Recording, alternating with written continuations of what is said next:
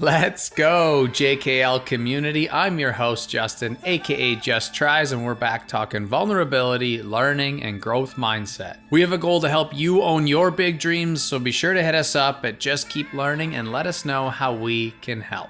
Our guest today decided that she wanted to do her own thing as an entrepreneur. Once she decided, her mentor helped her show the world by jumping without a parachute and figuring it out along the way. In this episode, we have great conversations about growing on social media and how to get started in the NFT space. We also got into the podcast she recently started and all the exciting things she sees coming up. You can find her on Twitter helping people learn to navigate Web3. She's a great role model for the modern entrepreneur. Please welcome to episode 21, Jennifer Sutto, aka Jenny from the Blockchain.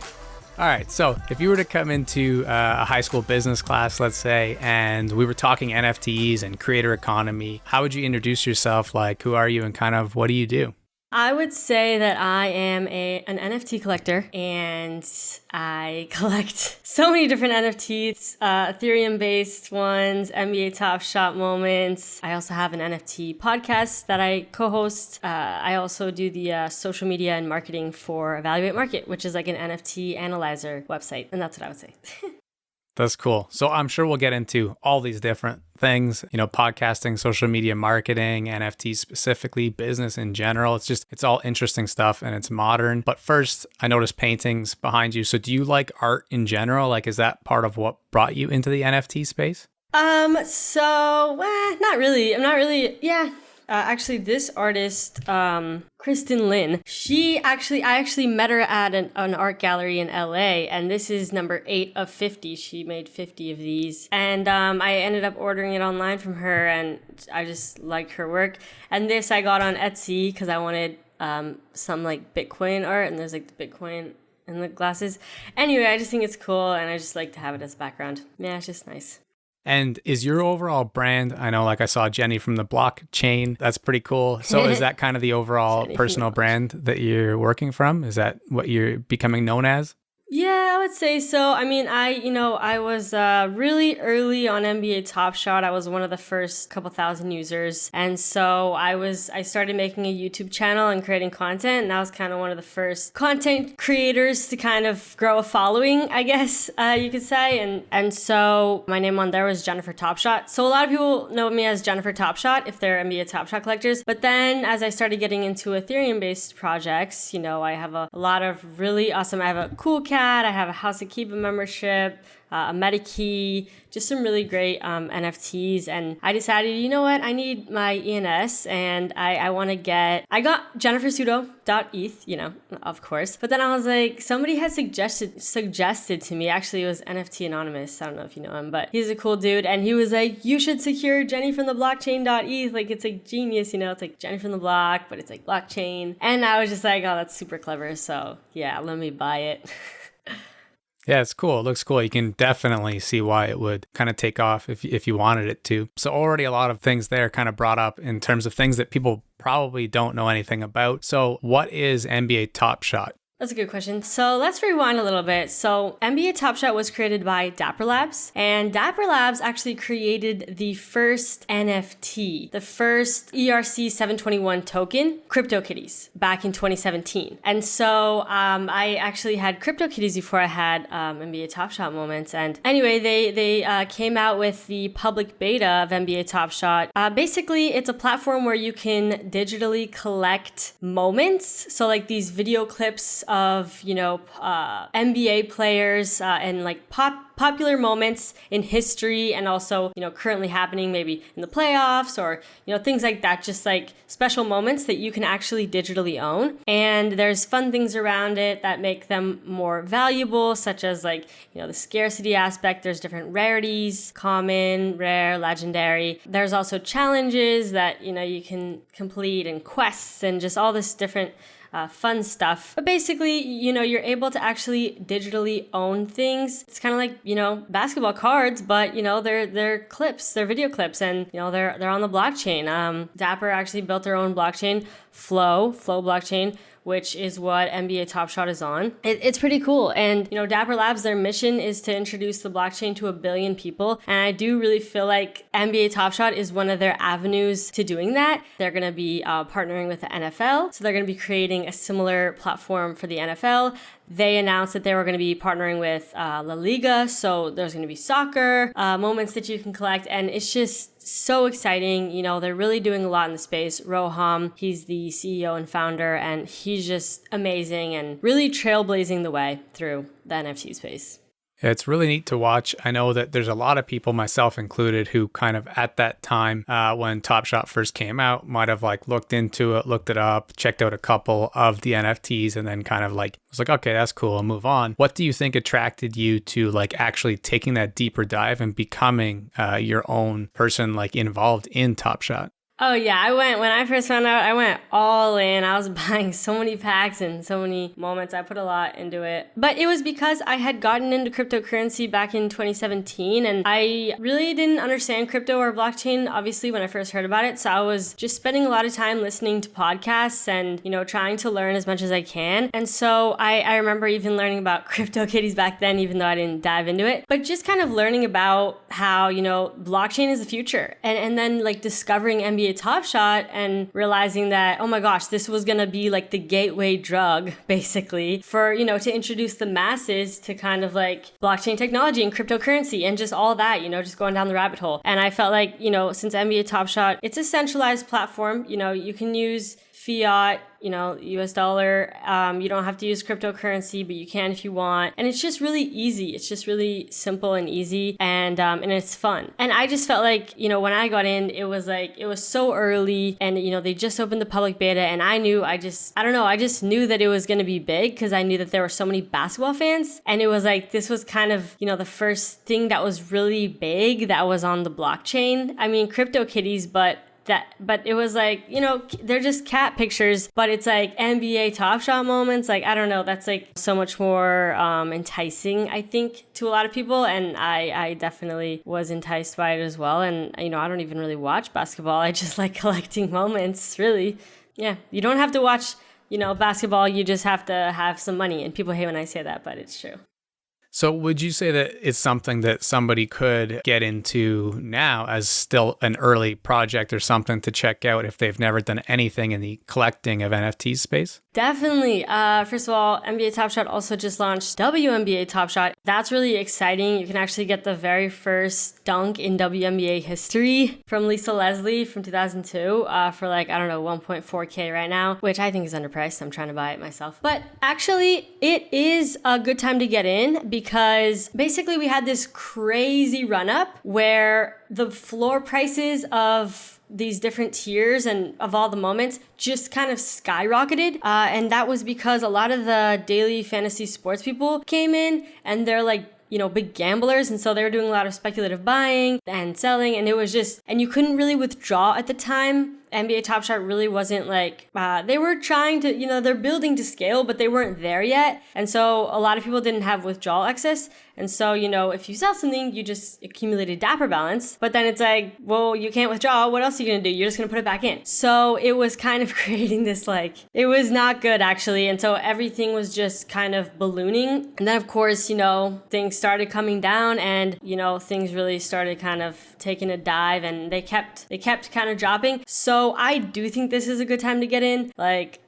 Just to give you some perspective here, S1 Commons at the peak the floor was $125 for the very cheapest one. Right now the floor is $32. So it's there's room to grow again, and I do believe it will grow again. There are 500,000 users, 500,000 users on the platform that have at least one moment in their account, and that's really not that many if you think about it. So I think there's definitely room for more growth, and NBA Top Shot really hasn't done too much marketing yet. So yeah, definitely a good time to get in, and especially if you're just trying to dip your feet into the NFT space. I think NBA Top Shot is a great thing for beginners because you can actually use your debit card, your credit card. You can use USD and you don't have to use crypto or Ethereum or whatever. I think it's pretty easy, simple, and yeah, I would recommend it if you want to get into the space.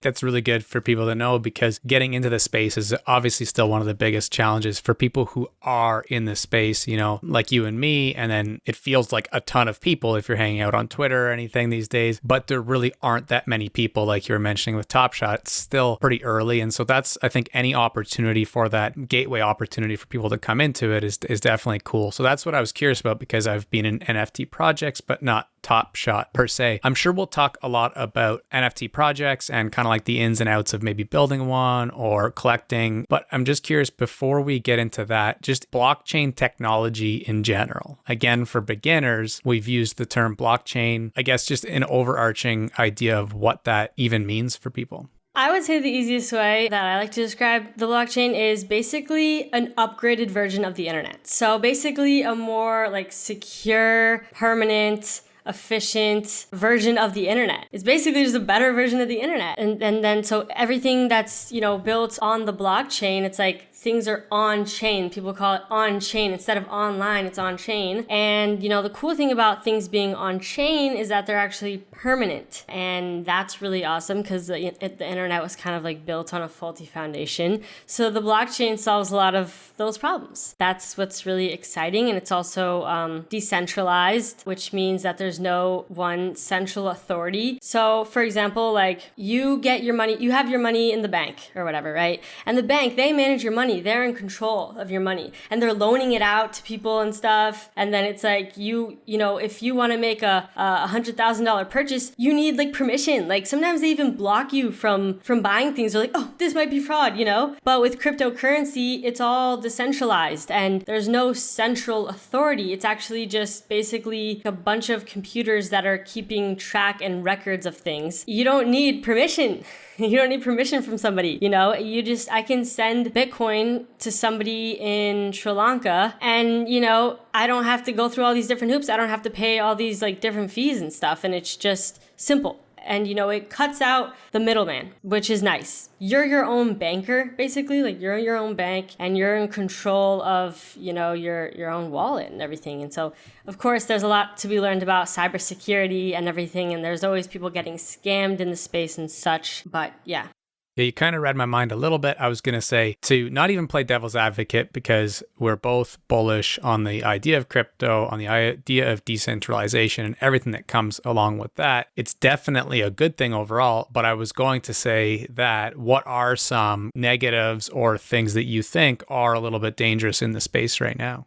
I do kind of worry for some people that just get enticed by the idea of making money in the NFT space and they just kind of rush into things. Like, for example, setting up your MetaMask wallet. Also, people storing their passwords digitally, like storing their passwords online. It's like, that also worries me. I know some people that do that and I'm just like, no, never store your passwords online. Like, go old fashioned, write it on a piece of paper, a couple pieces of paper and, put them in secure places, because you don't want to get hacked and you don't want to get all of your stuff taken from you, because there's no, customer support you can go to. There's no like, oh, this happened to me. I got scammed. Like, can you help me? If somebody steals your credit card and does a bunch of charges on it, you can just call up, the credit card company and be like, hey, like, actually, that wasn't me. And they'll be like, oh, okay, let me just give you the money back. Like, that's fine. You can't just do that. If somebody wipes your MetaMask wallet, then you're screwed. Nobody to go to help you.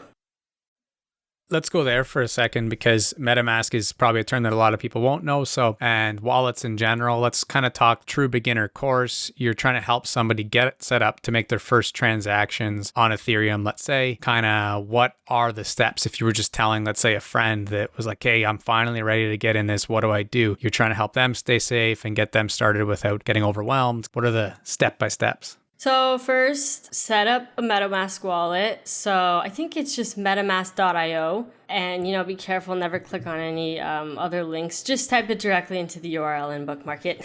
I mean, it kind of guides you, actually. I just recently helped my aunt set up a MetaMask account. It kind of guides you and tells you certain things, which is really nice. I don't think it was like that when I set up mine. But anyway, yeah, make sure your password's super complicated, not something that's like your last name and like your birthday year or something. That people sometimes make their passwords like super easy. You cannot do that. Make sure it's super complicated and write it down. Write it it down, like you kind of shouldn't be able to remember it. Like it should be super complicated. I would say at least 16 characters, but you can do whatever you want. Write it on a couple different pieces of paper and secure that in different locations. Of course, that's kind of like the basic. Some people go above and beyond that, but just like if you're just starting out, like I would do that. And then your seed phrase is basically if you ever forget your password, you need your seed phrase in order to like reset your password. You can't just reset your password if you forget it. If you forget your password and you don't have your seed phrase, you're screwed. You don't have access to your wallet anymore and everything you have is just gone.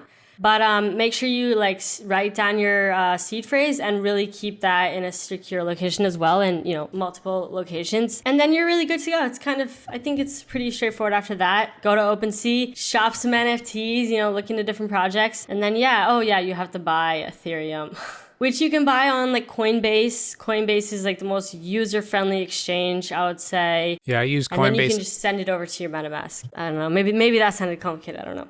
No, I think it's all right. And that's the interesting thing, right? When in any endeavor or any creative thing or any business venture, as people become experts, it's so hard to then break things down into their simplest parts for people. But there's lots of good blogs and like videos that are scripted and pre-written to help people. I think there's lots out there. Like you said, the MetaMask tutorial, for example. But no, I think that was really good. I use crypto.com and Coinbase. I think those are the only two I've used. I think one time I bought directly in the MetaMask wallet, which wasn't ideal either because of like fees and stuff. With respect to the seed phrase, so this is an interesting thing. A lot of people have screwed up like storing their passwords and seed phrase and things online already because they haven't necessarily gotten scammed, but they'll be in a Discord having a conversation and they're like, oh wait, I shouldn't have done that. And a lot of people have learned and they're going to continue to learn. If somebody did that, is it as simple as like you would suggest they just start a new wallet and transfer everything? Or what should people do you think? It depends on the situation. It depends what happened. It's really case by case basis. I mean, I've never been scammed or anything before. My sister has lost the keys to her wallet. She forgot her password and she didn't have her seed phrase, and she lost all her crypto kitties that she had back from like 2018. They really get creative with those scams. And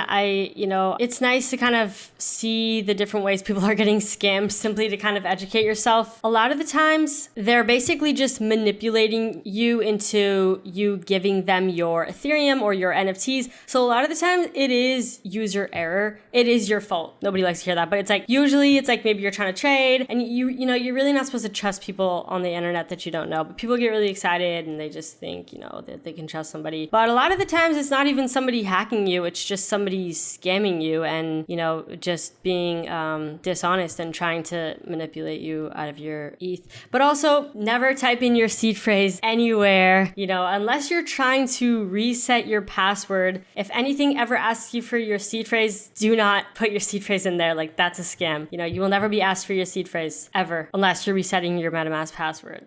There's been 2 times where I've been like super scared. And once was, I think, adding the MetaMask app on my phone. Can't remember. I've entered it once, but it seemed legit. And then the other time was when the internet wasn't working and I was in OpenSea, or I think actually OpenSea was down that day or something was going on because I went to Twitter and everyone was like, yeah, OpenSea crashed or whatever. But like nothing was loading. It was one of those moments where it was like, oh, so is this, now am I experiencing what I've heard about all these horror stories about people getting scammed, right? It's like, is everything gone? And like your heart sinks and you're like, but it was just the internet being super laggy. And a few seconds later, it all uploaded and all my JPEGs started getting back there. And I was like, whew, it's like a scary kind of concept, Also, when you first set up your MetaMask, they do make you retype in your seed phrase just to like confirm it. So like they will make you like retype it in like when you first set it up your wallet. So just know that as well.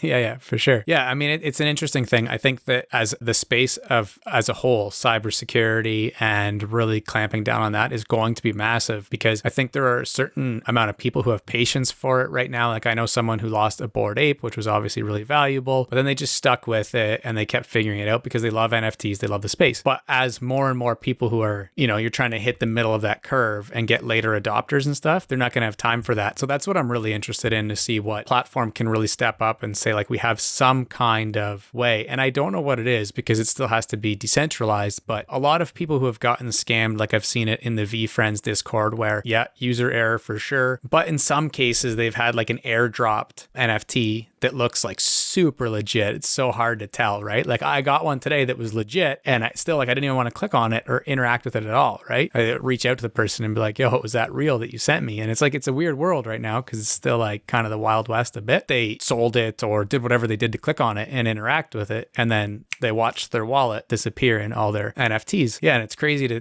think about and see. But I would have to think, and I'm not a technological savvy person myself, but there's got to be someone out there that can think of like a way to have that go through some layer or something, right? Because I have seen a lot of people track those people down and get NFTs back and some crazy things like that, which is super cool. Oh yeah, there's some crazy like you could probably have a documentary already about the vigilante sort of good people out there who like hunt those things back, you know? Lots of cool stories like that. So we'll get, like I said, into projects a little bit more afterwards, but I just wanted to talk about blockchain a little bit. Did we even define NFT? I guess that's something we should do. Oh yeah, maybe we should.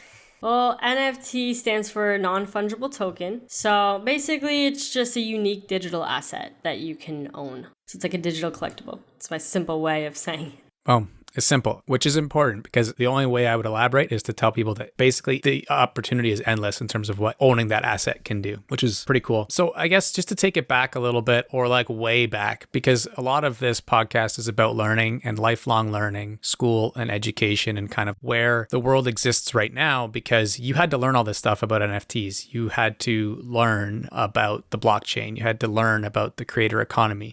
What's that?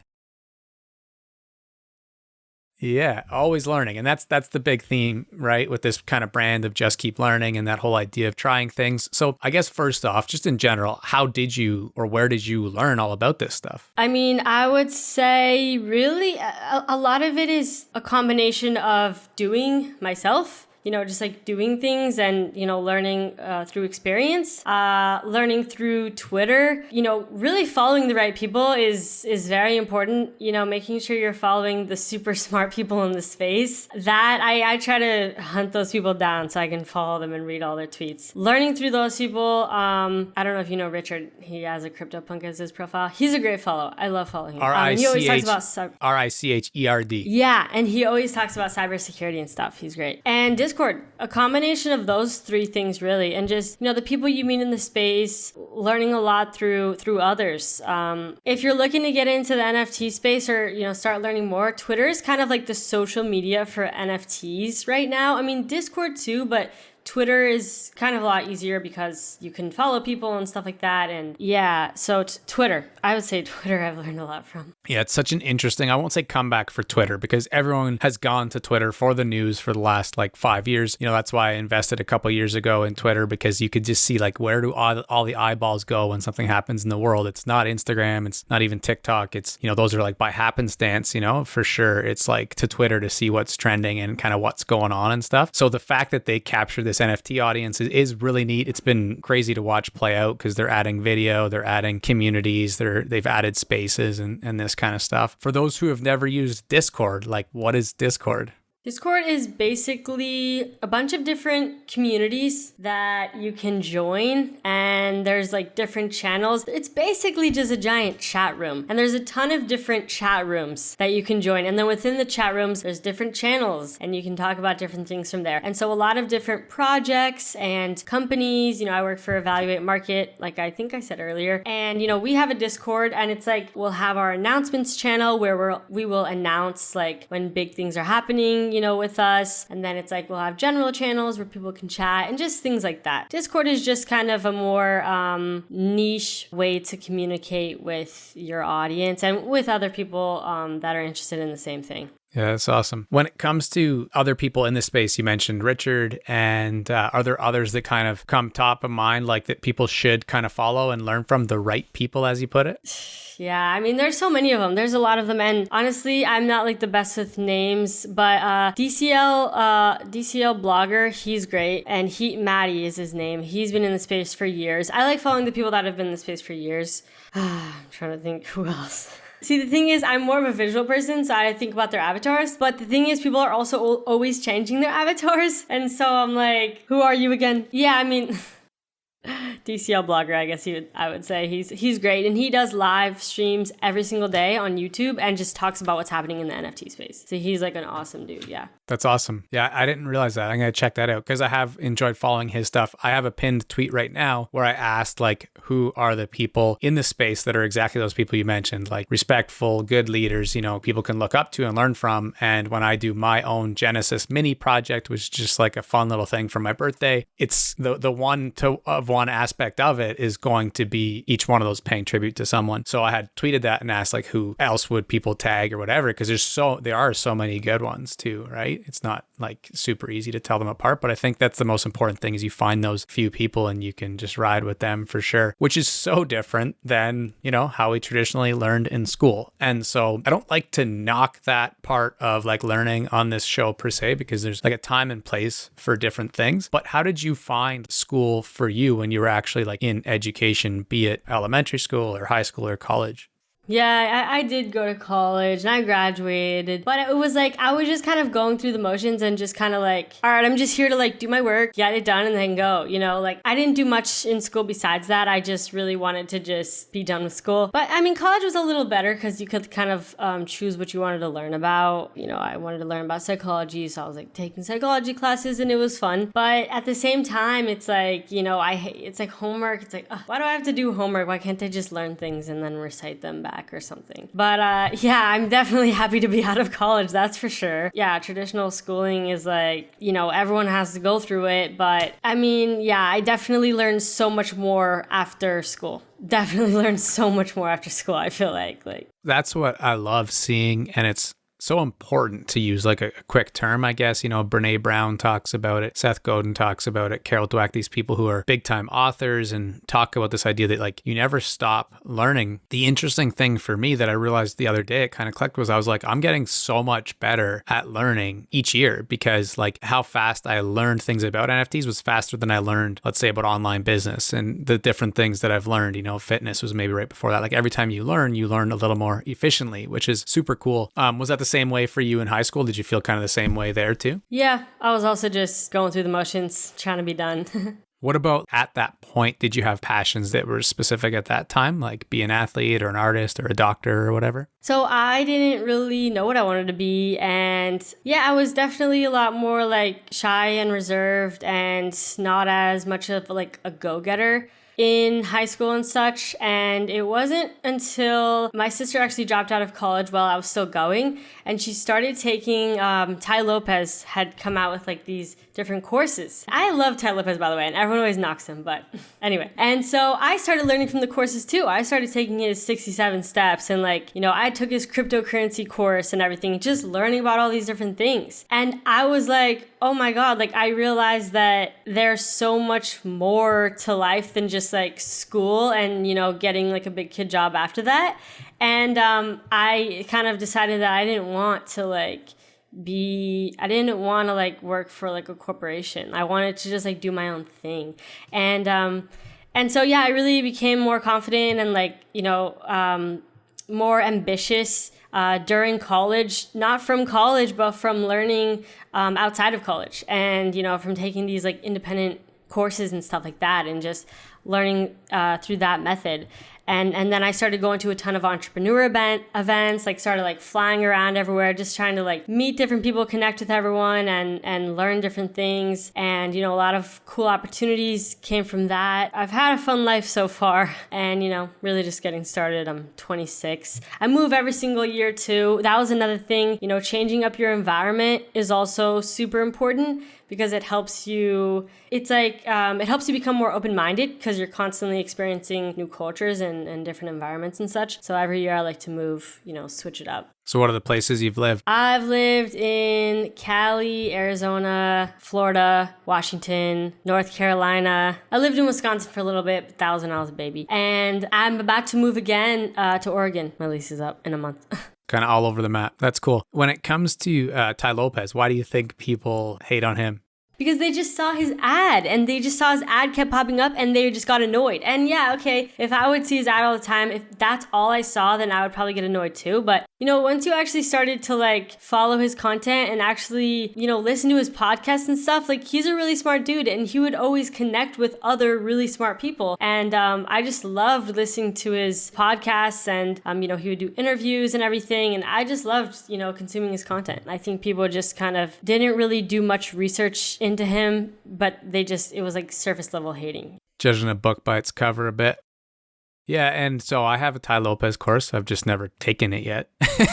Hey. It's just sitting somewhere there in like my Google Drive or whatever. Like it was one of the early e-commerce ones. And I think that's a classic thing, right? Like people buy up a course and then don't end up taking it. One of the things that I struggle with sort of like existentially or like with what I'm trying to create here is like formalizing learning. So i.e. into a course, units, the same way Tai Lopez would have like created any of his curriculum or things that he taught people in those courses. And then having this belief that learning should be free and accessible by all, yet a lot of people, when they pay for something, they pay attention. So there's that sort of like double-edged sword to it all. What do you think about like when it comes to online courses and stuff like that versus just learning on YouTube?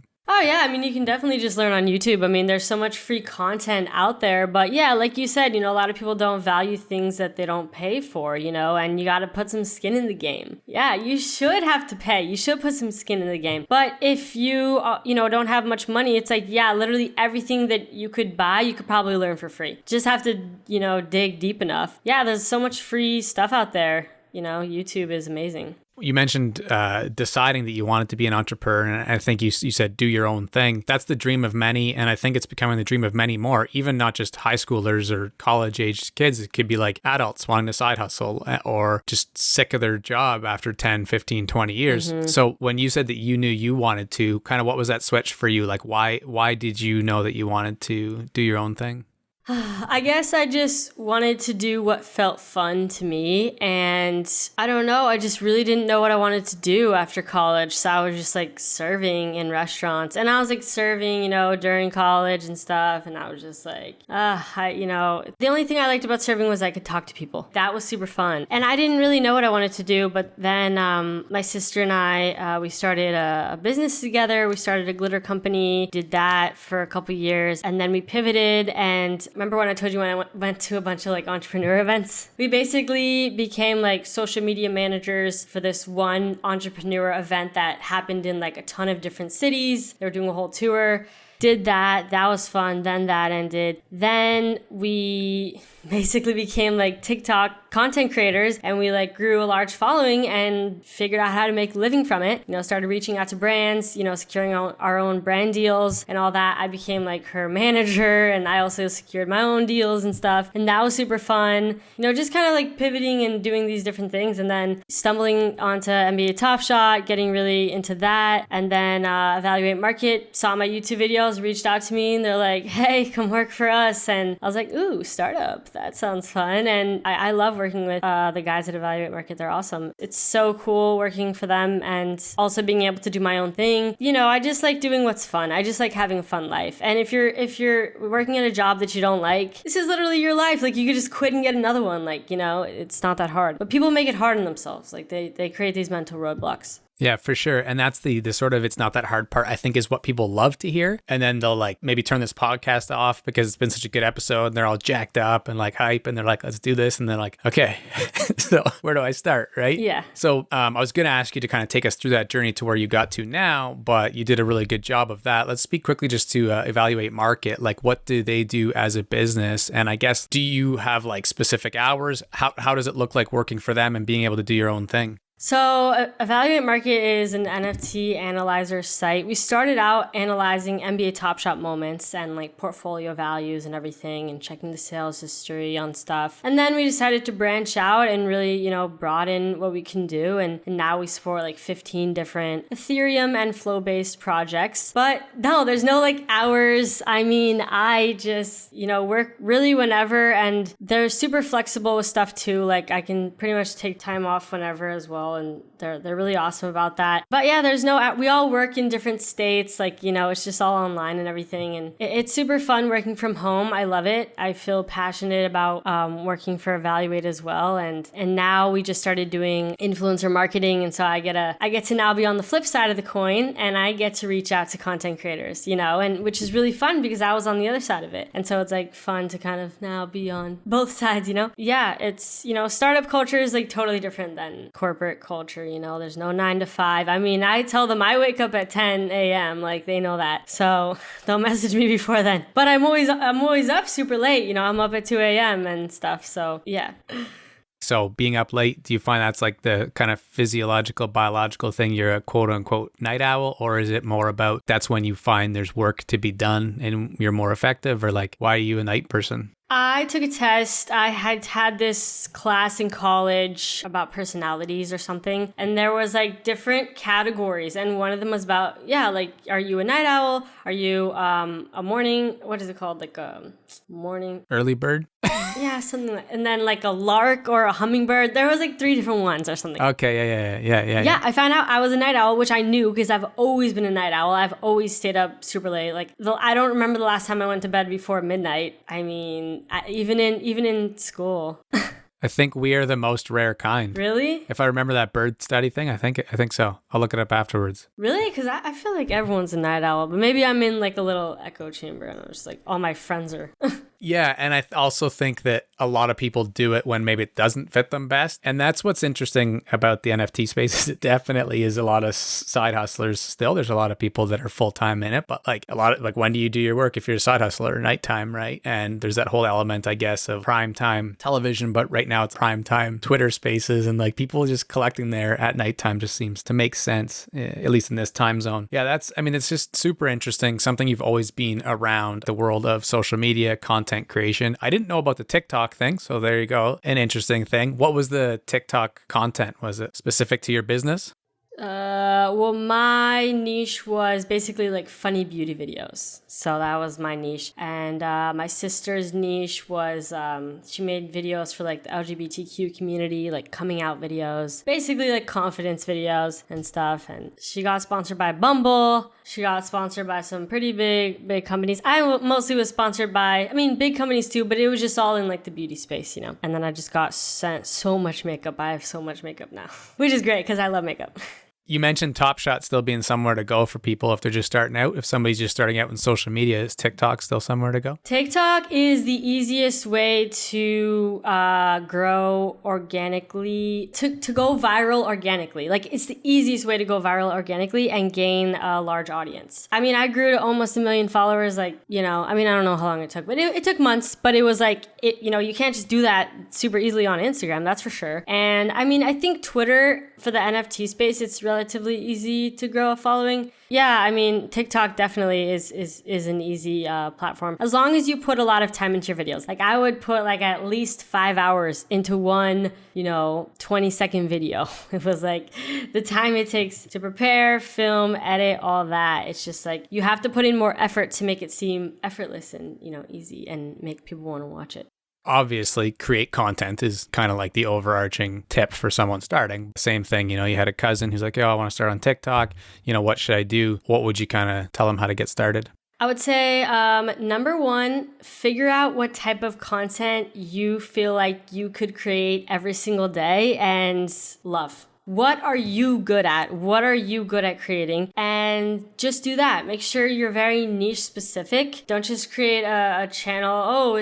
It's not like Instagram where like you could just make it about you and then do all these other things. Like, here's my food. I'm going hiking. Oh, here's this business idea I have. Like that, just a ton of different things. For TikTok, it has to be very niche specific. You're basically trying to train the algorithm to put out your content to the right audience so that you can be constantly growing from like the right audience that you want. So yeah, find a niche. figure out what you want to do, every single day and post consistently, at least every other day, at least, and put a lot of time into your videos if you actually want to do well. I guess you get out what you put in. Although that cranberry ocean spray dude, just like that wasn't too much effort, I guess, but that was super cool. No, that was a lot. But people don't realize that he had been posting for like almost like a year. Like I remember following him like months before he went, and he was just posting every day. He was just posting every day and.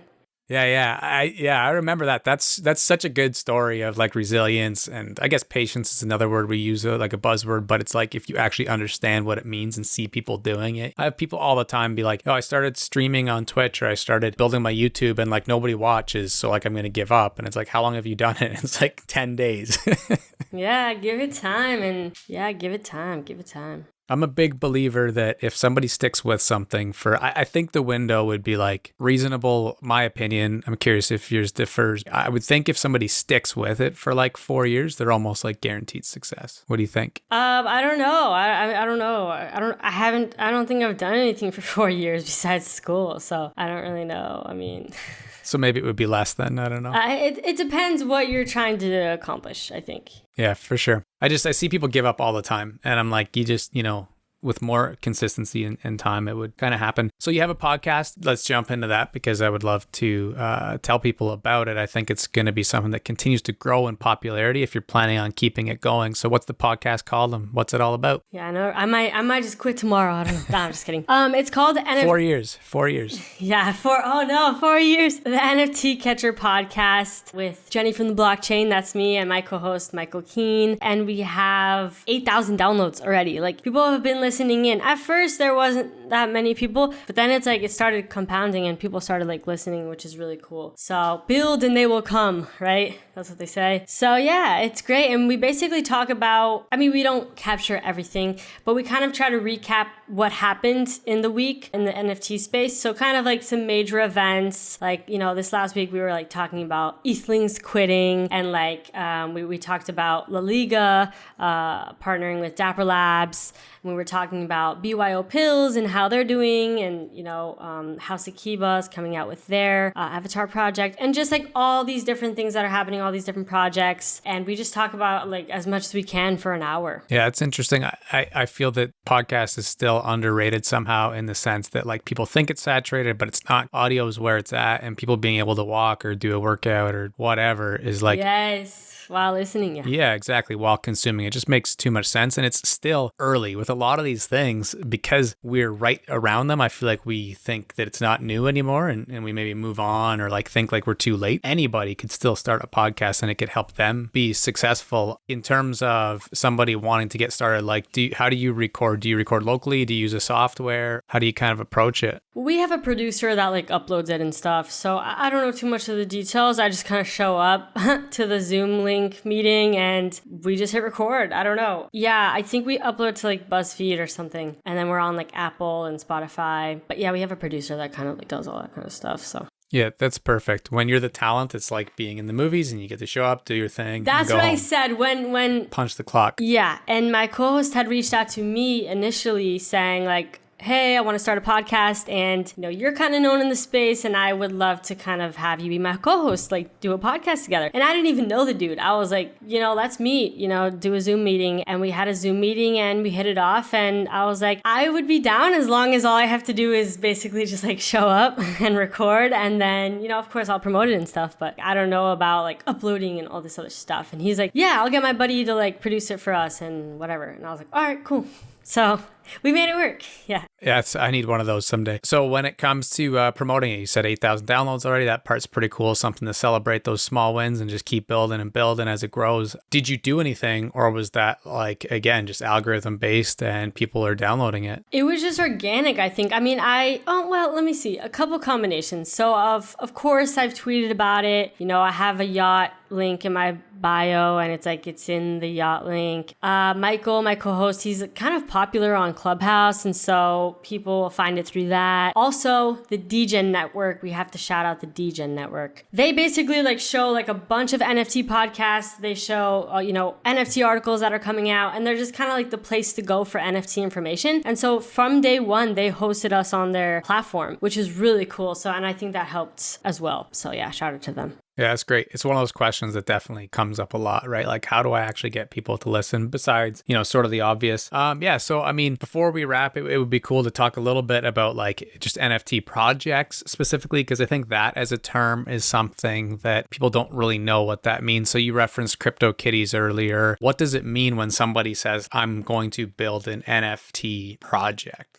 Right now there's like so many people creating projects in the space. It kind of depends. A lot of the times people like to create these like 10K generative avatar profile picture projects because that's what's popular right now. Although I do think that is starting to get saturated. But there's other types of projects too. Like we talked about DCL Blogger. And, his project is MetaKey, which is really awesome. And it's not an avatar project, but it is, an NFT project. And it's basically built on the premise of him trying to integrate into as many, amazing projects as he can and, provide value to the people holding these MetaKeys. But yeah, there's so many different things you can do for projects. I mean, let's see. I'm actually featured in someone's project, The Collector Chronicles. This artist actually created The Collector Chronicles where he shows, I guess, like a known like collector in the NFT space and then just creates this environment around them with like a bunch of like NFT art everywhere. And he like creates like only like 100 of them. And he just has been featuring all these awesome people. Dingling, one of the biggest whales on Top Shot. He owns like over 70 number one serials and everything. He was just featured in the last one. And so there's so many different ways you can do projects to it. So I don't know. I've never had my own. That's interesting. Yeah, I'll check it out. This Joe Rogan being able to talk about being able to right click and save the JPEG obviously went viral. And that kind of like joke has been around for a long time. But for people who say like they still don't get it, right? I show them a picture of like my bunny or whatever, and they're like, I still don't get it. What's the actual use cases? Like, why would someone want the JPEG of an ape or a bunny or whatever else it is beyond the art? What do people get from it? Access, status, community, being able to permanently own it, buy, sell, trade. If you right click save something, yeah, you get to visually see it, but you don't actually own it. You can, screenshot the Mona Lisa, but you don't actually own it, But yeah, like for example, the Bored Ape Yacht Club, they're doing so great and they came out this year, which is insane. CryptoPunks was the first 10K generative avatar project. They started out, there's 10,000 of them. You can mint them for 0.08 and the floor now I think is like 40 Ethereum just for one. And that's because of, I think the community that they've really cultivated is like insane. There's such a strong community. It's a status thing too. If you have a Bored Ape as your profile picture on Twitter, somebody knows that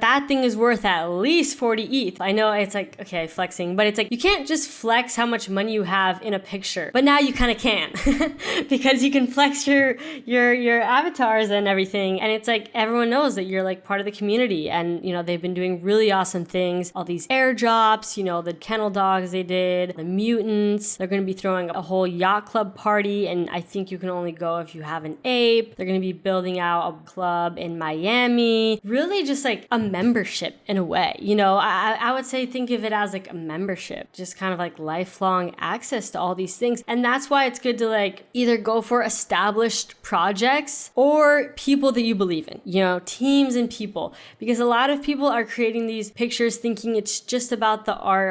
Let's just create these cute little things. And it's like from these anonymous teams and they could just easily, once they sell out, they get a couple $1 million, they could just easily decide, I don't want to continue to build because I don't have to, and so there's, nobody's holding these anonymous people accountable, which is why it's nice when people come out with projects that are not anonymous and you actually know who they are, who the people are behind it. Because you're really betting on the team. You're really betting on the people behind the project.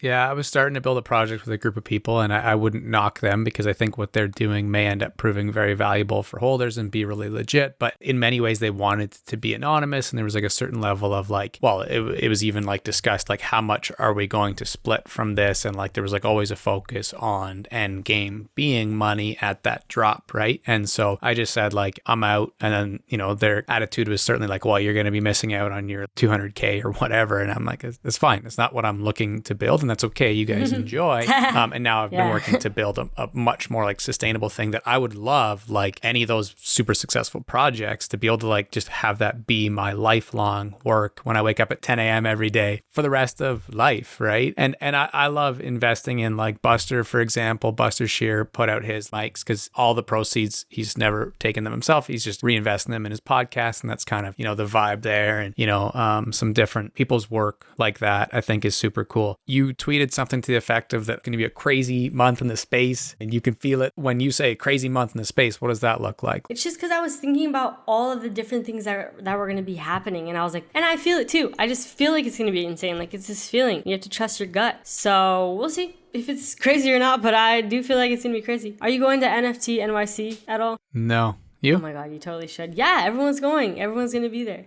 I'm going next year. I got to work on my project. Oh, yeah. Oh, that's right. Yeah. Here's the one thing I will mention, and it's funny because a lot of OGs, like it's so funny to see the differences because it doesn't even get talked about at all, right? But I'm a V friend, and like that's what the bunny in my profile picture is a V friend, and then VCon. That'll be pretty crazy. Yeah, I don't know. I'm looking forward to being a big part of all of these ventures. That'll probably be my first one, and then hopefully next fall go. There's lots of cool things that I could be a part of, and I want to do all of them, which maybe next year I will be able to do all of them. That's sick that you have a V Friends. Is that how you got into the NFT space? So for me personally, I was around like similarly with kitties and punks, watched it all, kind of like pay attention to the space. I'm kicking myself a bit for underestimating what could have been. I'm sure you are, and everybody pretty much is, right? By not like fully engaging at that point, or a lot of people anyways. Same thing with the apes, like even looking at them on secondary, I was like, yeah, they look cool, like meh. But yeah, it was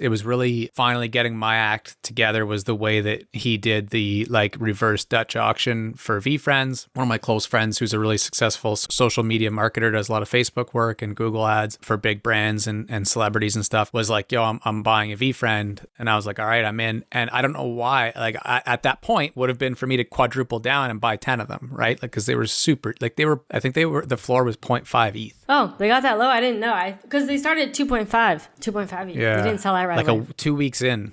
Yeah. But about 2 weeks into the project, he was on a podcast and was like, these are never going to be this cheap ever again. So yeah, I should just opened it up and bought 10 and whatever. But anyways, live and learn. So yeah, so I just got the one. And it's funny because people are like, oh, it's so crazy. Your one bunny's worth whatever, 80K. It's like, but for me, it's like $0, right? Because I'm never selling it. So it's more about the membership part. That's kind of crazy. Yeah. It's like, if you look at it in USD, it's like, oh my God, like this, could be life-changing money. And especially for those people holding those super valuable apes and all that. But no, they just want to have it instead of having the money, which is, and that's such like a crazy concept as well. It's so interesting. Yeah, I think it's pretty special. What are some terms? Like, let's have a little bit of fun quickly, like, because you said floor. So I think people could kind of like intuitively figure out what floor means. Is basically the lowest price of that current one. But what are some other terms that people won't know when they first hop on there? WGMI. We're going to make it. Let's see. What else? Oh, and GMI. This is your new TikTok content. Yeah, right. No, I'm a retired TikToker. But, for the next NFT TikToker to come around. Okay. And GMI, not going to make it or never going to make it. What else? Now I got to think because I don't know. You help me. I like the when stuff. Like when people use when. Right? Oh, yeah. Like, when moon. Like, when is something going to go to the moon? The price is going to skyrocket. Oftentimes when I see the PFPs that are just like super ripoffs, I just type when rug underneath. Oh my God. And rug. Yeah, rug's another thing. What does rug mean? Pull the rug out from under you. Basically, people just abandoning something. Abandoning the project. Yeah. I mean, GM and GN was obviously a big cultural thing. So that's also in my project is like just sneaking those in, just only one per as well. One of those little things I posted that a little while back of like, what are some acronyms that are in the space? You don't have your own project, but is that coming up? No, I don't have any plans to have my own project. I mean, I was happy to be featured in someone else's. I'm kind of, I got my hands full here. I'm doing a lot, working full time for Evaluate, doing my podcast, my YouTube channel. I'm on Twitter, buying and selling NFTs as well. So, I mean, it's already a lot. I don't really have any plans for a project, but I'm happy to buy other people's, I guess. depending on the route you take as an influencer in the space, I think that's super important. I see a lot of people, I won't name names, but I know some of them fairly well too. It is like not even bordering on unethical. It's not appropriate how they're approaching wanting to host YouTube to talk, or like your podcast to discuss the space, and then also buying in like a second wallet and trying to pump it because they know that they have that much influence now. It's like as soon as, and it's going to happen very fast, the legality pieces of things join this space, which like will happen quickly because that's a whole business too. People like that, it'll be a lot different than it is, you know. Can't do that on YouTube, right? In terms of like e-commerce or things like that, because it's also regulated. And so that part of things will become regulated. So it's good for you to just continue to build a brand where people can trust you, you know? So I think if you do enter a project, you're going to have to kind of really be super transparent more than somebody who doesn't create the actual NFT content. Yeah, and I think, you know, what you're saying too, it's like building the trust of your audience, you know, like so many projects reach out and they're like, hey, how much do you charge, you know, to shill my project? Like to shill means basically like promote, you know, and I've never taken money to shill anything because I don't want to do that, you know, I mean, it's kind of like you chip away at the trust. And I kind of learned that with TikTok too, you know, when I started doing ads and stuff, it was like, I realized that, you know, you kind of chip away at the trust of your audience, and also people don't really like them, and it performs less, and it kind of stunts your growth a little bit. So it's like the best thing is just your integrity, or, you know, at least disclose for the people that are getting paid to show things. It's like at least disclose that you're actually getting paid, you know. No, for sure. Play by the rules, at least. Absolutely. But in the right way, that opportunity will be there for you. And I look forward to supporting it in whatever way. Do you have a favorite project as a collector, though, or anything like that? Like so near and dear to your heart? I mean, of course, the Collector Chronicles that I'm in, because what I love that he did too was every time he comes out with a new chapter, if you have all the previous ones, you basically get to buy the new one at mint cost, so like 0.05. But they sell it so fast. So it's like, I'm glad I get to like reserve it and buy it, you know. I love that. I love that he created that whole concept and everything. But okay, besides that, man, I mean, I love my cool cat. I had a moment of weakness. I almost sold it, but it is my long-term hodl. Yeah, I bought for like 0.6 and like the floor is now like 10, you know, and I'm just like, that's kind of a lot of money. But, you know, it's, you know, well, thankfully That's the same numbers for me with my rabbit. Oh, really? Yeah. So it's like, don't you sometimes feel like you're like, oh my God, you're like a little tempted, you know, to sell it? Or maybe you don't get tempted. No, I do every day. The floor on mine's like 13 right now. And you have to like resist it, be like, nope, I'm holding on to this. I told myself I would. Yeah. Yeah. Yeah. It's a crazy thing. Yeah. Because you do the math. You're like, well, if I sell this, then I can buy this many of Deadheads, or like I love Sad Girls recently. And that sort of like Phoenix rising of the Fame Lady Squad, that whole event was pretty cool. Oh my God. That was so insane. Yeah. So basically the Fame Lady Squad, for anybody listening, came out as like, oh, we're the first female, you know, all female led team. And then it turns out to be a bunch of Russian dudes. And everyone got super mad at me, you know. It was like, and they basically have been making a ton of different projects too. That wasn't their first. They, you know, that's kind of their specialty, which I'm like not surprised because they're anonymous. The community ended up taking it over. Art Chick was kind of like the middle woman between it, and they handed it over to her, the smart contract. And then from there, she gave it to Board Becky and NFT Ignition, and they kind of like took it over, which is like, wow, how often does something like that just happen? That was wild.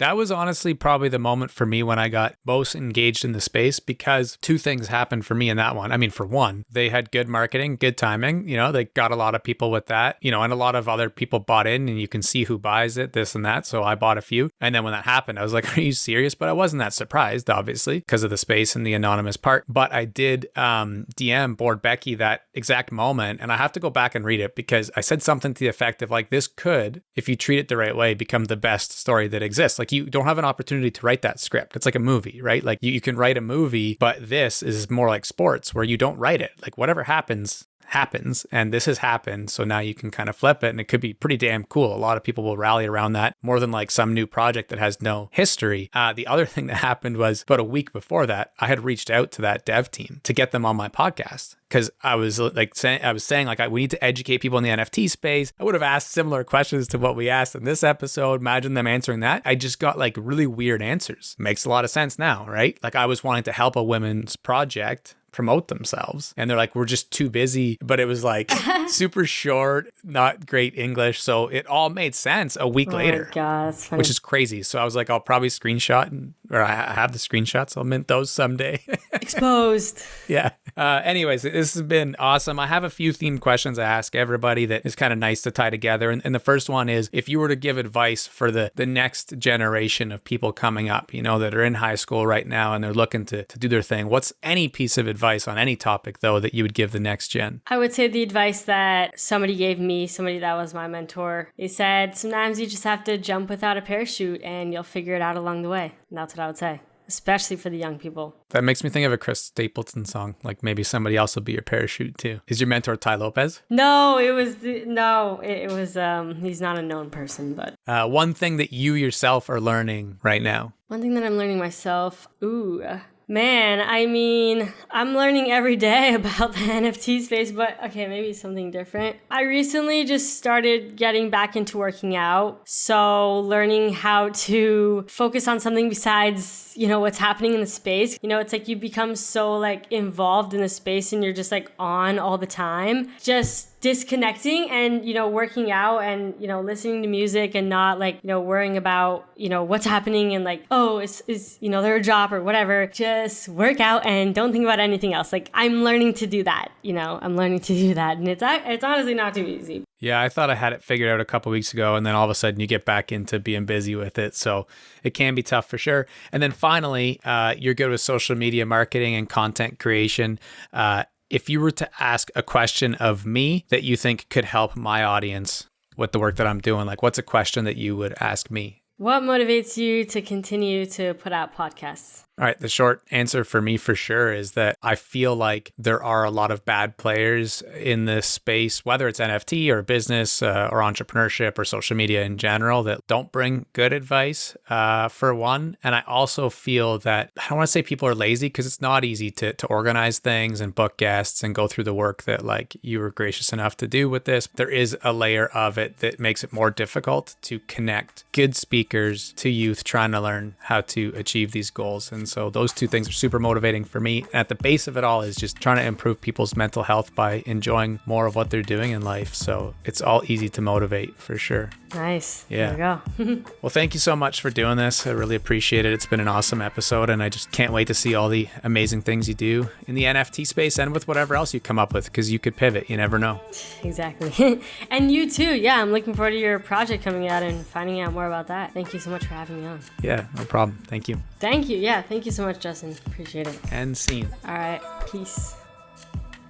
Such a great episode. Hope these really help you or someone you know. It's hard to get all these incredible stories out to the world though, so please do pass them along. Thank you to our guest, Jenny. She's a great leader in a very new and confusing space of NFTs and Web3, and just a great person all around. It's our goal to have this help millions of people, so please do subscribe, leave reviews, but most importantly, pass it on to someone who might benefit. Until the next episode, all the best, and remember, just keep learning.